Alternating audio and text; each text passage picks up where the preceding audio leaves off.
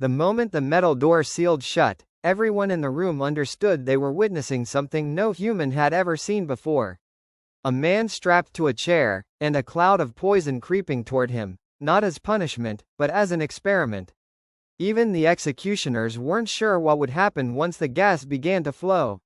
All they knew was that the man about to die wasn't just condemned.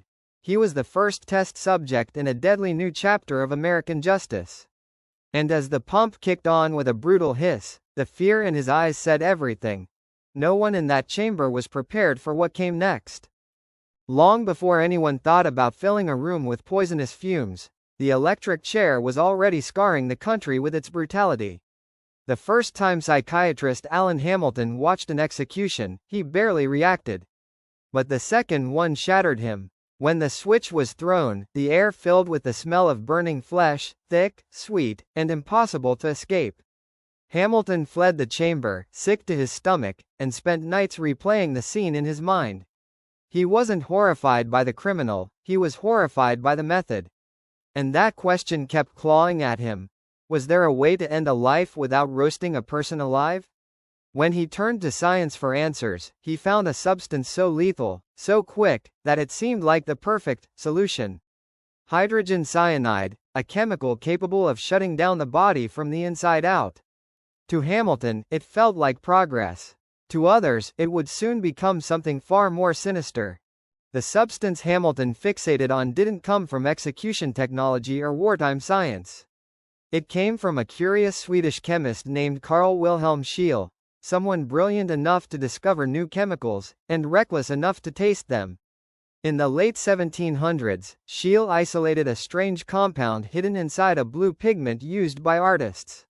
It smelled faintly of bitter almonds, and a single drop could shut down the body's ability to breathe at the cellular level.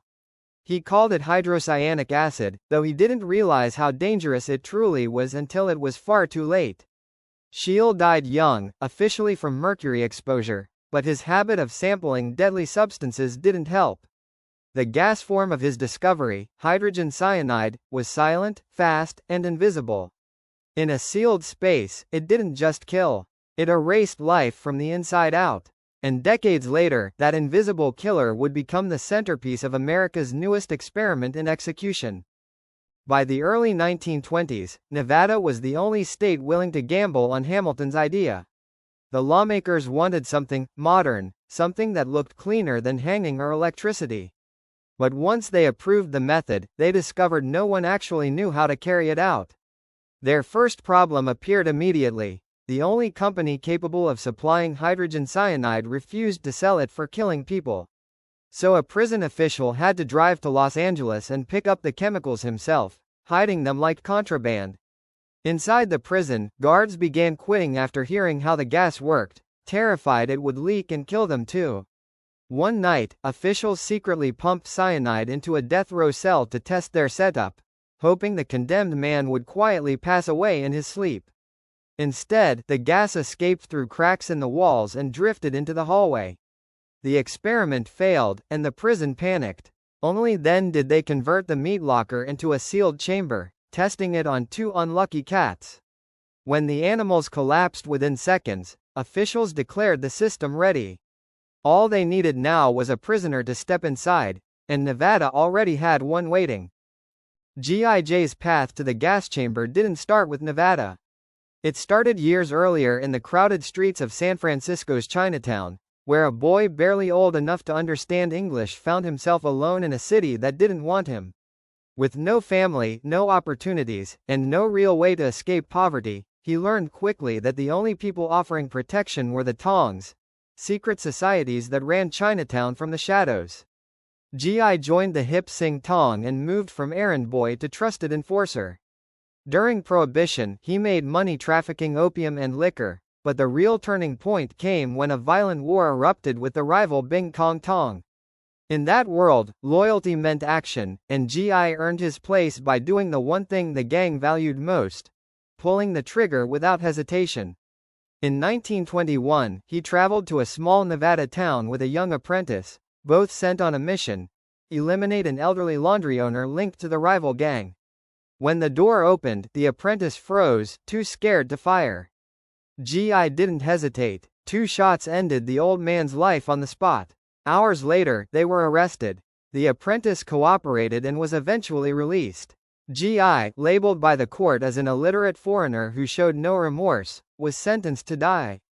Nevada had found their first test subject for the gas chamber, and Gi had no idea he was about to walk into history's newest, and most feared, experiment. On the morning of his execution, the man who once walked Chinatown with a gun in his hand could barely stand. Days of fasting had hollowed him into a frail figure, and whatever fear he once claimed not to feel was written clearly across his face. Guards watched him cry as they strapped him into the metal chair, tightening the leather belts until he couldn't move at all. They weren't sympathetic, some were openly disgusted, but even they couldn't hide their nerves. No one in that room had ever seen a person die this way. They were about to unleash a chemical that could kill an entire room in minutes, and they weren't completely sure it would stay contained. The chamber itself was a converted meat locker, colder than it should have been because the heater had broken hours earlier. That small detail would come back to haunt them. When the pump switched on with a violent jolt, Gi jerked his head toward the sound, eyes wide and panicked. The gas slipped into the room almost silently, except for the faint hiss that made every witness swallow hard. Within 5 seconds he slumped, unconscious, but his body didn't give up. For 6 long minutes his head jerked up and down as if he were trapped between waking and dying, fighting against something no human could escape. Because of the cold temperature, the gas condensed into shimmering pools on the floor, spreading a sharp chemical smell through the chamber. When Gi finally stopped moving, no one dared step inside. The doctor refused to touch the body, convinced it might still release poison. So they waited, first minutes, then longer, unsure of what they were supposed to do next. Outside the prison walls, rumors began immediately. Whispers that the gas hadn't truly killed him, that he had slipped into some suspended state, that he might claw his way back from the grave. And for the people who witnessed the world's first gas chamber execution, those rumors didn't seem entirely impossible. Nevada considered the first gas execution a success, and other states took notice. Within a few years, Colorado and Arizona built their own chambers, convinced this modern method was the future of execution. By the mid-1930s, more states followed, treating hydrogen cyanide like an efficient tool rather than a deadly gamble. But while America was refining its system, something far more disturbing was unfolding overseas. In Lithuania, small gas chambers began operating quietly. In the Soviet Union, trucks known as soul killers roamed the streets, loading prisoners into sealed compartments before filling them with engine exhaust. The victims died on the road without ever seeing a courtroom. Nazi Germany saw this idea and pushed it even further. They started with gas vans, packing people inside until there was barely room to breathe. Witnesses described the pounding on the walls and the muffled screams that followed as poison filled the compartment. But the Nazis weren't looking for terror, they were looking for efficiency. Gas vans were too slow. So they developed Zyklon B, another form of hydrogen cyanide, and built massive chambers designed for industrial-scale killing. At the height of the Holocaust, thousands were murdered every single day with the same type of gas Hamilton once believed could make death clean. What began as a supposed humanitarian solution had evolved into a symbol of human cruelty on a scale the world had never imagined. When the world finally saw the horrors of the Nazi gas chambers in 1945, it seemed obvious that no country would ever want to be associated with that method again. But the United States didn't step away. Instead, the gas chamber remained one of the government's preferred tools of execution. In the same year the camps were liberated, more than a quarter of American executions used hydrogen cyanide.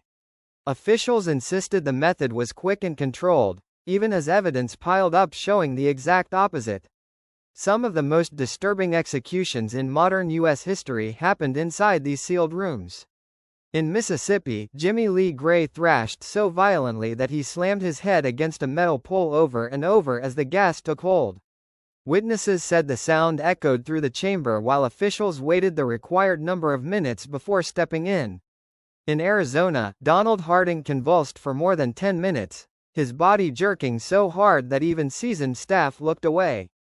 Lawyers called it torture. Officials called it procedure. By the late 199s, the gas chamber had almost vanished, not because it became humane, but because it became impossible to defend. Still, the method had already left a long trail of bodies behind it. For decades, America maintained the very system the rest of the world associated with genocide, insisting it was simply another way to carry out the law. But the idea never truly disappeared. It waited in the background, ready for a state desperate enough to bring it back. A century after Gee, the gas chamber returned, this time in Alabama, using a method no one had ever tested before: nitrogen hypoxia. It was supposed to be safer, humane, and scientifically precise. But the first few executions told a different story. Kenneth Eugene Smith, who had survived a botched lethal injection just 2 years earlier, was the first to enter the chamber. Witnesses said he struggled violently, gasping and convulsing for nearly half an hour before being pronounced dead. Months later, Alan Miller followed, shaking and jerking in the restraints for several minutes, gasping continuously. Then came Anthony Boyd, whose ordeal lasted 36 minutes, his body writhing as he tried to breathe. Officials insisted the movements were involuntary, claiming the prisoners were unconscious and the method was effective. But the images and descriptions of these deaths rekindled the same fears people had felt 100 years earlier. The gas chamber wasn't just history, it was back, and it was waiting for the next person on death row. Today, 157 inmates in Alabama could face the same fate, and the lessons of the past remain uncomfortably close. 100 years separate Gee from the modern executions in Alabama, but the story is the same. A method invented in the name of efficiency and humane death has always carried uncertainty, horror, and human suffering.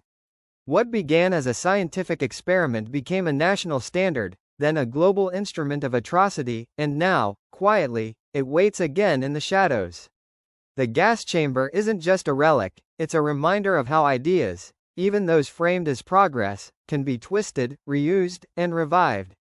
And while the world moves forward, the question lingers: are we learning from history, or are we doomed to repeat it, one sealed chamber at a time?